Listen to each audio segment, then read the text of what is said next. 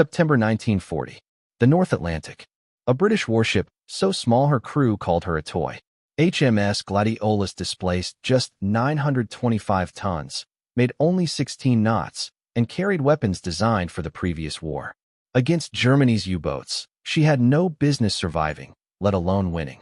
But in one extraordinary night, she would destroy one of the Kriegsmarine's finest submarines and force another legendary U-boat commander to abandon his attack. By the autumn of 1940, Britain was losing the Battle of the Atlantic. German submarines were sinking merchant ships faster than they could be replaced. Destroyers were scarce, so convoys relied on flower-class corvettes like Gladiolus, small, slow ships built from commercial whaling designs. On paper, they were stopgaps. Their crews proved otherwise. Lieutenant Commander Harold Sanders believed anti-submarine warfare wasn't about speed. It was about patience. A submarine that believed it had escaped would eventually make a mistake. On the night of September 20th, convoy HX-72 was crossing the Atlantic when German U-100, commanded by the celebrated Joachim Schept, attacked and sank 3 merchant ships before disappearing into the darkness. While 2 British destroyers gave up the search, Sanders did not. At 1:47 a.m., Gladiolus detected a faint sonar contact. 800 yards. Moving.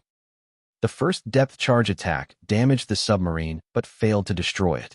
Instead of rushing another attack, Sanders predicted where the U-boat would turn. Seconds later, the sonar contact appeared exactly where he expected. A second pattern of depth charges exploded beneath the submarine. Moments later, oil and wreckage surfaced. U-100 was gone, but another threat remained. U-99, commanded by Otto Kretschmer, the highest-scoring U-boat commander of the war, had begun attacking the convoy while Gladiolus hunted her prey. Sanders raced back at full speed.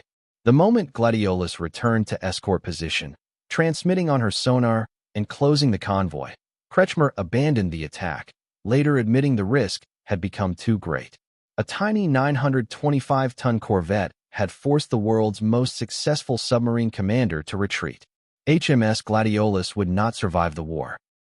In October 1941, she was torpedoed in the North Atlantic and sank with all 99 men aboard. Today, the Battle of the Atlantic is often remembered for radar, aircraft, and advanced technology.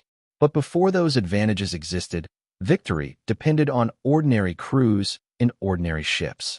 On one cold September night in 1940, HMS Gladiolus proved that experience, patience, and courage could defeat an enemy far stronger on paper and help keep Britain's lifeline across the Atlantic alive.